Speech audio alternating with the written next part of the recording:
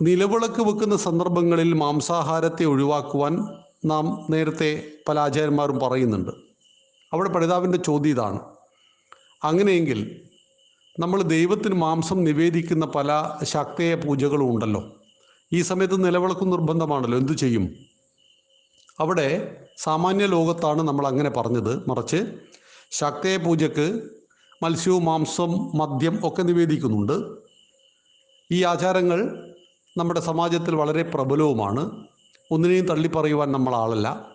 കാരണം എല്ലാ ആചാരങ്ങളും ആചാരങ്ങളുടെ വൈവിധ്യങ്ങളും ചേർന്നത് തന്നെയാണ് ഹിന്ദുത്വം.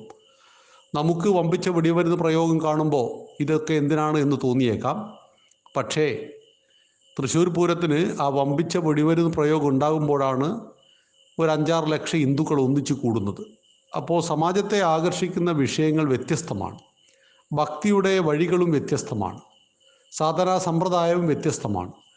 ഇത്തരം ഘട്ടങ്ങളിൽ നിലവിളക്ക് ഉപയോഗിക്കാം, അതിൽ യാതൊരു കുഴപ്പമില്ല. അത് ആചാരത്തിൻ്റെ ഭാഗമായിട്ട് അപൂർവമായിട്ട് വരുന്ന സന്ദർഭമാണ്. എന്നാൽ സാമാന്യ ലോകത്ത് നിലവിളക്ക് വെച്ചുകൊണ്ട് ഒരു കല്യാണം കഴിക്കുന്നു, നമുക്കന്ന് ഒഴിവായിക്കൂടെ? മത്സ്യമാംസാദികളെ ഒഴിവാക്കാം. ബർത്ത്ഡേ പ്രധാനമായിട്ടും ഒരു കുഞ്ഞിൻ്റെ ജന്മദിനം ആചരിക്കുന്നു, അന്ന് 100 കോഴിയെ കൊല്ലുന്നത് എത്രത്തോളം ശുദ്ധമാണ്? അത് ആ കുട്ടിയെ ബാധിക്കില്ലേ? തീർച്ചയായിട്ടും ഉണ്ടാവും. അപ്പോൾ ഇത്തരം സന്ദർഭങ്ങളിൽ നമുക്കതിനെ ഒഴിവാക്കാം. മറ്റ് സന്ദർഭങ്ങളിൽ ഇത് കഴിക്കാമെന്നാണോ പറയുന്നത്? അതൊക്കെ നമ്മുടെ ആഹാര സ്വാതന്ത്ര്യത്തിൻ്റെ ഭാഗമായിട്ട് നിരോധിക്കാത്ത ഭക്ഷണം നമുക്ക് കഴിക്കാം. പക്ഷേ ഉത്തമമായ ഭക്ഷണം വെജിറ്റേറിയനാണ്, അതിലാർക്കും സംശയമില്ല. പക്ഷെ ഇന്നേത് മാത്രമേ നീ കഴിക്കാൻ പാടുള്ളൂ എന്ന ഒരു നിർബന്ധനമൊന്നും ആർക്കും നമ്മുടെ സമാജത്തിൽ മുന്നോട്ട് വെക്കുവാനും സാധ്യമല്ല.